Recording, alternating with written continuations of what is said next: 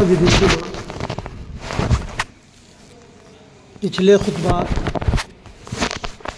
اور اس سے پچھلے خطبات ہم نے حسد پھر غیبت کے موضوع پر بیان کیا تھا۔ غالباً اس کا کچھ حصہ آپ کے ذہن و دماغ میں باقی ہو، جیسا کہ بتایا گیا تھا وَلَا يَغْتَبْ بَعْضُكُمْ بَعْضًا، کہ لوگوں کوئی کسی کی غیبت نہ کرے۔ غیبت کرنا گویا کہ اپنے مردہ بھائی کا گوشت کھانا ہے۔ الغیبت اشد من الزنا، کیونکہ غیبت جو ہے وہ زنا سے بڑھ کر گناہ ہے۔ اسی طرح حسد کے بارے میں کہا گیا تھا ایاکم والحسد فإن الحسد یأکل النار الحطب، کہ حسد سے بچو، حسد جیلسی سے بچو، کہ حسد نیکیوں کو اس طرح کھا جاتا ہے جیسے سوکھی لکڑی کو آگ کھا جاتی ہے۔ اور غیبت پچھلے بار بتایا گیا کہ غیبت زنا سے بڑا گناہ ہے۔ شراب، سود، یہ ساری چیزوں سے بڑا گناہ ہے۔ بحت المقدور زنا سے، شراب سے مومن بچ جاتا ہے، لیکن غیبت جو ایک سماجی ناسور ہے، کینسر کی طرح جو پھیل رہا ہے، اس سے ہم نہیں بچتے، جس کے بارے میں نبی اکرم صلی اللہ علیہ وسلم نے فرمایا کہ غیبت جو ہے نا، غیبت زنا سے بڑھ کر ہے کہ سود لینا، ایک تنکا سود لینا، سود کے 70 درجے ہیں، 70 درجے ہیں، اور سب سے چھوٹا جو درجہ ہے گناہ کا وہ یہ ہے کہ ایمان کی حالت میں اپنی ماں کے ساتھ زنا کرنا، اور غیبت اور اپنے بھائی کی برائی بیان کرنا، ان سب گناہوں سے بڑھ کر یہ ترغیب و ترہیب کی حدیث ہے۔ آج جو میرا موضوع ہے وہ ہے چغلی، وہی بیک بیٹنگ کا ہی ایک حصہ ہے۔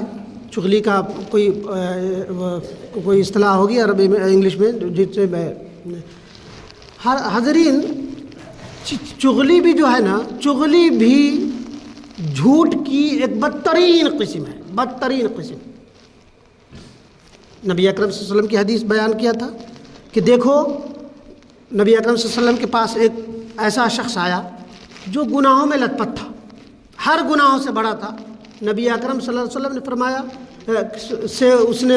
کہا کہ اے نبی اکرم صلی اللہ علیہ وسلم، مجھے ایک نصیحت فرما دیجئے، میں ظالم بھی ہوں، قاتل بھی ہوں، شرابی بھی ہوں، جھوٹا بھی ہوں، فسادی بھی ہوں، اور زانی بھی ہوں، جھوٹا بھی ہوں۔ نبی اکرم صلی اللہ علیہ وسلم نے کہا کہ جھوٹ چھوڑ دو، اور وہ صحابی دیکھتے ہی دیکھتے نبی اکرم صلی اللہ علیہ وسلم کی نصیحت لی تھی، ان سے وعدہ کیا تھا کہ جو آپ کہیں گے میں اس پہ عمل پیرا ہوں گا۔ اس نے دھیرے دھیرے جھوٹ چھوڑا، دھیرے دھیرے سارے گناہ چھوڑ دیے۔ اور کہا گیا ہے کہ چغلی بدترین جھوٹ ہے، بدترین قسم کا جھوٹ ہے۔ اللہ تبارک و تعالیٰ نے فرمایا سورہ حجرات آیت نمبر 6 میں، یا ایھا الذین آمنوا ان جاءکم فاسق بنبأ فتبینوا ان تصیبوا قوما بجہالۃ فتصبحوا علی ما فعلتم نادمین۔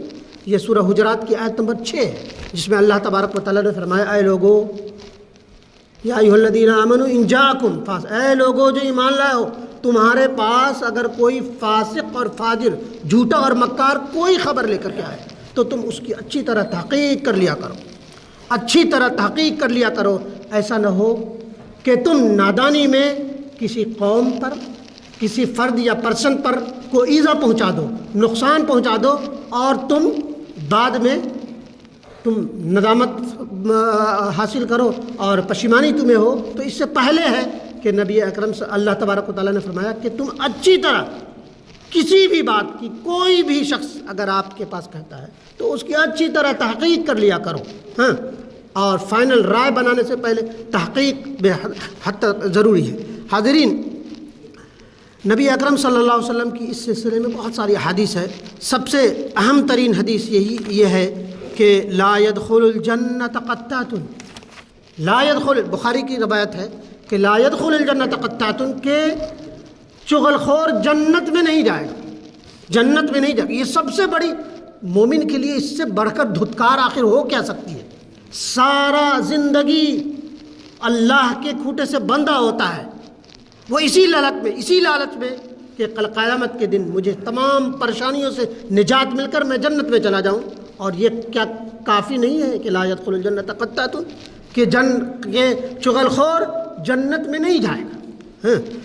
اسی طرح نبی اکرم صلی اللہ علیہ وسلم نے فرمایا کہ الشاؤون بالنمیمۃ المفسدون بین الحبۃ، یہ روایت ہے، مسند احمد کی روایت ہے کہ جو چغل خوریاں کھاتے ہیں پھرتے ہیں اور دوستوں کے آپس کے تعلقات کو برباد کرتے رہتے ہیں. نبی اکرم صلی اللہ علیہ وسلم کا گزر ایک قبرستان سے ہوا، ان پر سزائیں ہو رہی تھی. نبی اکرم صلی اللہ علیہ وسلم نے فرمایا یہ شخص ایسا ہے جو ادھر کی باتیں ادھر مرچ مسالہ لگا کر کے کیا کرتا تھا.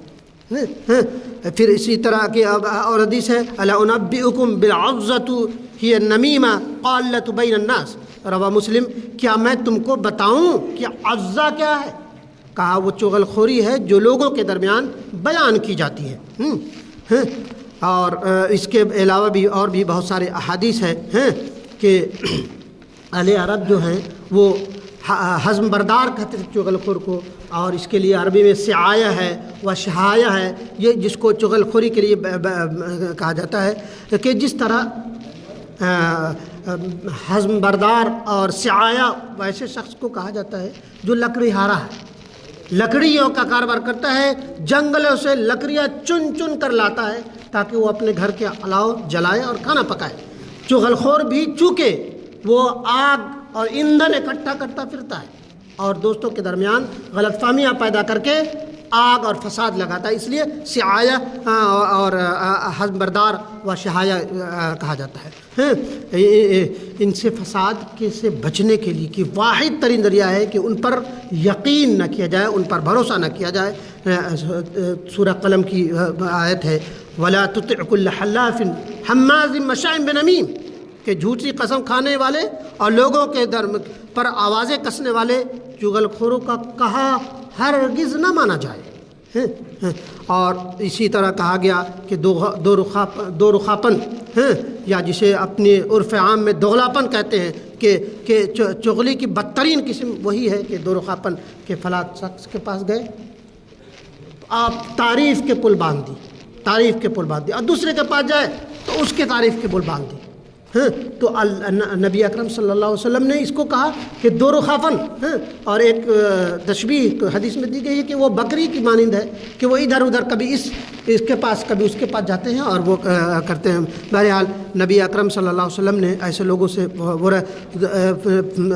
یہ امام موطا کی روایت ہے ذو الوجہین ذو اللسانین، کہ یعنی یہ منافقین کی ایک قسم بتائی ہے کہ اس سے بچنے کی بھی ترغیب دی ہے کہ اور سورہ بقرہ آیت نمبر 14 میں فرمایا وَإِذَا لَقُوا الَّذِينَ آمَنُوا قَالُوا آمَنَّا وَإِذَا خَلَوْا إِلَىٰ شَيَاطِينِهِمْ قَالُوا إِنَّا مَعَكُمْ إِنَّمَا نَحْنُ مُسْتَهْزِئُونَ، کہ یہ لوگ یہ منافقین جب مومنین کے پاس آتے ہیں تو کہتے ہیں تو ہم بھی ایمان ہی والے ہیں، اور جب اپنے حاکموں میں سرداروں میں جاتے ہیں تو کہتے ہیں کہ ہم تو آپ کے ساتھ ہیں، ہم تو ان بیوقوفوں کا مذاق اڑا رہے ہیں.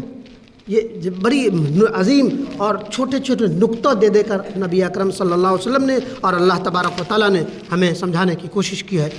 عبداللہ ابن عمر ایک عظیم ترین صحابی اور بعد میں خلیفہ بھی بنے، جن سے ایک روایت ہے کہ ایک شخص آتا ہے عبداللہ ابن عمر سے کہتا ہے کہ ہم جب امیروں اور حاکموں کے پاس جاتے ہیں تو ہماری کچھ اور وہ ہوتی ہے اور جب ہم وہاں سے نکلتے ہیں تو کچھ اور ہوتی ہے. تو عبداللہ ابن عمر فرمایا کننا نعد هذا نفاقا على عهد رسول اللہ صلی اللہ علیہ وسلم. یہ بخاری کی روایت ہے کہ ہم لوگ اللہ کے رسول کے زمانے میں اسے نفاق کہا کرتے تھے، نفاق. اور پھر فرمایا ذو الوجہین فی الدنیا یأتی یوم القیامۃ ولہ وجہان من نار. یہ طبرانی کی روایت ہے کہ دو رخاپن والا قیامت کے دن اس حال میں اٹھے گا کہ اس کے آگ کے دو منہ ہوں گے، آگ کے دو منہ ہوں گے، اس کے منہ سے ہی آگ ہوگا، پورا وجود ہی اس کا آگ ہی آگ. من کان لہ وجہان فی الدنیا کان لہ یوم القیامۃ لسانان من نار. یہ ابو داؤد کی روایت ہے. فرمایا گیا کہ قیامت کے دن اس کے آگ کے اسے جو دو چغلاپن ہے اور وہ کرتے ہیں، اس کے کہا گیا کہ قیامت کے دن ایسے لوگوں کی دو زبانیں ہوں گی اور وہ دونوں سے آگ وہ کر رہا ہوگا. بہرحال یہ اور اس طرح کی اور بھی حدیث ہے. کہ ایک اور حدیث ہے جو امام موطا امام مالک اور بخاری اور مسلم تینوں میں یہ حدیث ہے. وَتَجِدُونَ شَرَّ النَّاسِ ذُو الْوَجْهَيْنِ الَّذِي يَأْتِي هَؤُلَاءِ بِوَجْهِ هَؤُلَاءِ، کہ سب سے بدتر دو رخاپن اور چغلا یہ ہے کہ اس کے پاس جائے تو اس جیسی باتیں اور اس کے پاس جائے تو اس جیسی باتیں. بہرحال یہ اور اس طرح کی اور بھی بہت ساری احادیث ہمیں نجات کے راستے بتانے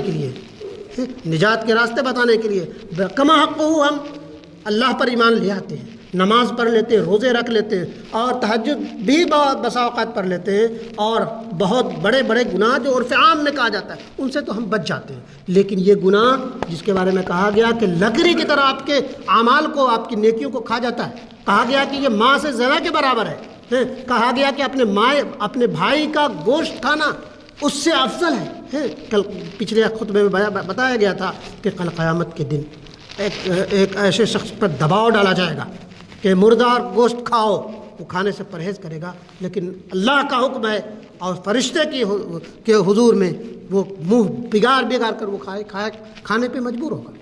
یاد رکھیے اپنے بھائی کے گوشت کھانے سے تشبیہ دینا یہ بڑی بات ہوتی ہے.